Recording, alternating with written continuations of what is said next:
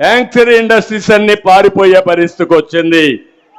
ఇవే కాదు, ఈరోజు మీరు చూస్తే నేను ఆ రోజు రాయలసీమలో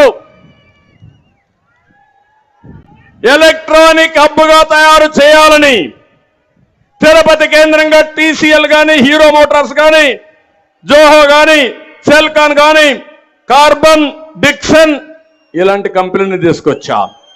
ఆటోమొబైల్ హబ్గా తయారు చేయాలని అపోలో టైర్స్ ని, హీరో మోటార్స్ ని, కియా మోటార్స్ ని తీసుకొచ్చా. ఇప్పుడు ఏమన్నా ఒక్క ఇండస్ట్రీ వచ్చినట్టు ఎక్కడన్నా పేపర్లో చదివారా మీరు? ఇక్కడే రాయలసీమ స్టీల్ ఫ్యాక్టరీ కూడా కడపలో రావాలని నేను ప్రారంభం చేశా. అదే నేను ఉంటే 5 ఏళ్ళలో రాయలసీమ స్టీల్ ఫ్యాక్టరీ కూడా వచ్చేసే. తమ్ముళ్ళు ఈయన వచ్చాడు, మళ్ళా దానికి రిబ్బన్ కట్ చేశాడు, మళ్ళా ఫౌండేషన్ వేశాడు. కానీ ఏమీ కాల మళ్ళీ ఆ స్టీల్ ఫ్యాక్టరీ పూర్తి చేసే బాధ్యత తెలుగుదేశం పార్టీదేనని చెప్పి నేను మీకు తెలియజేస్తున్నా. కియా మోటార్లు అయితే 10 లక్షల కార్లు తిరుగుతున్నాయి రోడ్డు మీద. అది చూసినప్పుడు నేనే జ్ఞాపకం వస్తా. అది తెలుగుదేశం పార్టీ సత్తా. నేను ఇంకొక విషయం చెప్తున్నాను, ఉద్యోగాల్లో బాగా రాణించాలంటే మంచి చదువు రావాలి మీకు. తిరుపతిలో ఐఐటి తెచ్చాను, తిరుపతిలో ఐసీఆర్ తెచ్చాను రాయలసీమ కోసం. అనంతపూర్లో సెంట్రల్ యూనివర్సిటీ తీసుకొచ్చాం, కర్నూలులో ఉర్దూ యూనివర్సిటీ, IIIT తీసుకొచ్చిన ఘనత తెలుగుదేశం పార్టీదని చెప్పి కూడా నేను మీకు తెలియజేస్తున్నా. నేను అడుగుతున్నా, ఒక్క ఫ్యాక్టరీ రాకుండా, ఒక్క తమ్ముడికి ఉద్యోగం ఇవ్వకుండా, ఇటీవల ఆల్ ఇండియా లెవెల్లో మనం చూస్తే నిరుద్యోగంలో 24% ఆంధ్ర వాళ్ళే ఉన్నారు, మన వాళ్ళ పిల్లలే ఉన్నారు. లాస్ట్ లో మనం ఉన్నాం. నేను అడుగుతున్నా, మీకు రోషం లేదా? FDIలో ఎక్కడికో వెళ్ళిపోయాం.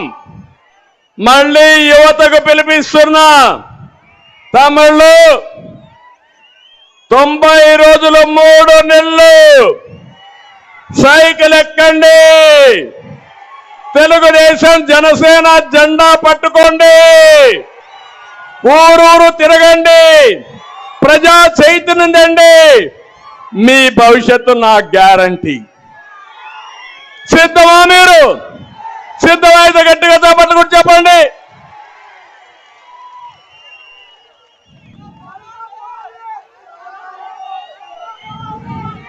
వస్తా, సైకో పోతేనే ఇవన్నీ అవుతాయి, అది కూడా వస్తా. ఐటీ కూడా వద్దాం. తమ్ముళ్ళు, ఇదే కాకుండా నేను ఇప్పుడు చెప్పిన పాయింట్లు రాయలసీమలో ప్రతి ఒక్క ఇంట్లో చర్చ జరగాలి. రాయలసీమకు నీళ్లు, యువతకు ఉద్యోగాలు, పిల్లలకు చదువు, ఇక్కడ మౌలిక సదుపాయాలు, ఇది వస్తే రాయలసీమ రత్నాల సీమ, రాయలసీమ వాసులకి స్వర్ణ యుగం. అదే నా ధ్యేయమని మరొక్కసారి మీ అందరికీ హామీ ఇస్తున్నా. దీనికి సహకరిస్తారా అని మిమ్మల్ని అడుగుతున్నా. మీ బిడ్డల ఉద్యోగం కోసం నాతో నడుస్తారా అని మిమ్మల్ని అడుగుతున్నా. నడుస్తామంటే గట్టిగా చప్పట్లు చెప్పండి. ఇదే కాకుండా నా ఆలోచన, అందరికీ న్యాయం చేయాలి. ఏ ఒక్క వర్గానికే కాదు, ఒక్క కులానికే కాదు, ఒక ప్రాంతానికే కాదు. నేను అందరి వాడిని, ఏ ఒక్క వ్యక్తి వాడిని కాదు. అదే నా ప్రత్యేకత, నా జీవితం తెలుగు జాతికి అంకితం అని చెప్పి మరొకసారి మీకు తెలియజేస్తున్నా. అందుకే ఈరోజు మీరు ఒకసారి చూడండి, ఇక్కడంతా కూడా నంద్యాల పార్లమెంటు రెడ్లు ఉన్నారు, వెనుకబడిన వర్గాలు ఉన్నారు, మైనారిటీ సోదరులు ఉన్నారు, ఇంకో పక్క ఎస్సీలు ఉన్నారు. నేను అడుగుతున్నా, మొట్టమొదటిసారిగా రెడ్లని, మీకు న్యాయం జరిగిందా ఈ ప్రభుత్వంలో? ఏమైనా వరగబెట్టారా? 7 మందికి 6 మంది ఎమ్మెల్యేలు ఉన్నారు. దోపిడీ దొంగల వీళ్ళు అవునా కాదా అని మిమ్మల్ని అడుగుతున్నా. ఏ రైతైనా ఏ కులంలో పుట్టినా బాగుపడ్డాడా అని మిమ్మల్ని అడుగుతున్నా. నేనుంటే హార్టికల్చర్ వచ్చేది, నేనుంటే ఉద్యోగాలు వచ్చేటివి, నేనుంటే పరిశ్రమలు పెట్టేవాళ్ళు. అవి జరిగి ఉంటే రెడ్లు బాగుపడేవాళ్ళు, బీసీలు బాగుపడేవాళ్ళు, అన్ని వర్గాలు బాగుపడేటివి. అన్ని వర్గాలు నాశనం అయిపోయినాయి. అవునా కాదా అని మిమ్మల్ని అడుగుతున్నా. వెనుకబడిన వర్గాల కోసం సంవత్సరానికి 15,000 కోట్లు అంటే 5 సంవత్సరాల్లో 75,000 కోట్లు ఖర్చు పెడతా అన్నాడు. పెట్టాడా? ఒక్క రూపాయి ఎవరికైనా ఇచ్చాడా? సబ్ ప్లాన్ ఉందా? ఎక్కడైనా పనిముట్లు ఇచ్చాడా? మీకు రుణాలు ఇచ్చాడా? మీ జీవితాల్లో మార్పు తీసుకొచ్చాడా అని మిమ్మల్ని అడుగుతున్నా. మీ మీద దాడులు చేశాడు. కానీ ఈరోజు నిద్ర లేస్తే మాట్లాడుతున్న సామాజిక న్యాయం అంట, యాత్రలంట. నీ యాత్రలు వెలువెలబోయినాయి. నీది సామాజిక న్యాయం కాదు, మోసానికి యాత్ర. అలాంటి మోసపోయే వాళ్ళు ఎవరు లేరని మరొకసారి హెచ్చరిస్తున్నా. 17,000 మంది స్థానిక సంస్థల్లో వెనుకబడిన వర్గాలు రిజర్వేషన్లు పోగొట్టిన వ్యక్తి ఇతనేనని చెప్పి కూడా నేను మీకు తెలియజేస్తున్నా. 30 పథకాలు బీసీలకి రాకుండా రద్దు చేశాడు. బీసీ కార్పొరేషన్ చేశాడు. ఇసుక ఏం తమ్ముళ్ళు, ఇసుక దొరుకుతా ఉందా మీకు మేము అడుగుతున్నా. ఇది అన్యాయం అవునా కాదా అని మిమ్మల్ని అడుగుతున్నా. ఇక్కడే 15 ఏళ్ల బాలుడు అమర్నాథ్ గౌడ్ వాళ్ళ అక్కని అవమానం చేస్తా ఉంటే, నా అక్కను అవమానం చేసి అడిగితే పెట్రోల్ బేస్ తగలబెట్టారంటే ఈయన బీసీలకు న్యాయం చేస్తాడా అని మిమ్మల్ని అడుగుతున్నా. ఇక్కడే ప్రొద్దుటూరులో అవినీతి చేసి నందం వెంకట సుబ్బయ్య తిరుగుబాటు చేశాడు, ప్రజల కోసం నిలిచాడు, చంపేశారు. కేసు కూడా లేదు. ఆ కుటుంబాన్ని నేను ఆదుకున్నా. 25 లక్షల రూపాయలు ఇచ్చి ఆ కుటుంబాన్ని ఆదుకున్న పార్టీ తెలుగుదేశం పార్టీ అని చెప్పి నేను మీకు తెలియజేస్తున్నా. ఇంకో పక్క ఎక్కడికక్కడ మాట్లాడుతున్నాడు.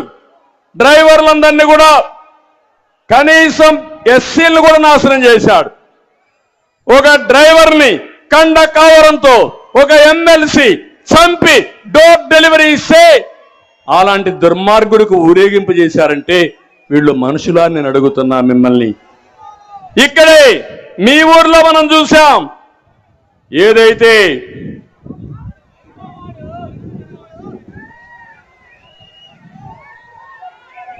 నంద్యాలలో అబ్దుల్ సలాం జ్ఞాపకం ఉందా? మర్చిపోయారా మీరంతా? ఆయన భార్య, 2 పిల్లలు ఈ వేధింపులు తట్టుకోలేక కడాన రైల్వే ట్రాక్ మీద కిందన పడి బలవంతపు మరణం చేసుకున్నారంటే ఈయన మైనారిటీలకు హితమా అని అడుగుతున్నా, న్యాయం చేస్తానని అడుగుతున్నా, వచ్చి పరామర్శించాడా అని అడుగుతున్నా. ఇలాంటి మనం చెప్పుకుంటూ పోతే 1 కాదు 2 కాదు కొల్లలు జరిగాయి. ఎవరి ఆస్తులకు కానీ ఎవరి ప్రాణాలకు కానీ రక్షణ లేని పరిస్థితి వచ్చింది. ఆ రోజుట్లోనే దళితులకు న్యాయం చేసిన పార్టీ తెలుగుదేశం పార్టీ. భూములు కొనిచ్చాం, 27 స్కీములు తీసుకొచ్చాం, మైనార్టీలకు 10 స్కీములు తీసుకొచ్చాం, విదేశ విద్య ఇచ్చాం, కానుకలు ఇచ్చాం.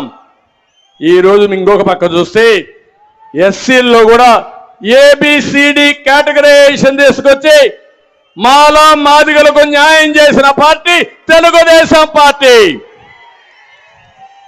25 సంవత్సరాల తర్వాత ఇప్పుడు ప్రధానమంత్రి గారు కూడా కేటగరైజేషన్ సబబని వాళ్ళు కూడా సమర్థించే పరిస్థితికి వచ్చారంటే అది తెలుగుదేశం పార్టీ దూరదృష్టి. సమాజంలో ఏ ఒక్క వ్యక్తికి అన్యాయం చేయకుండా అందరికీ న్యాయం చేయడం తెలుగుదేశం పార్టీ సిద్ధాంతం. ఈ విషయం కూడా మీరు గుర్తుపెట్టుకోవాల్సిన అవసరం ఉంది. ఇవే కాకుండా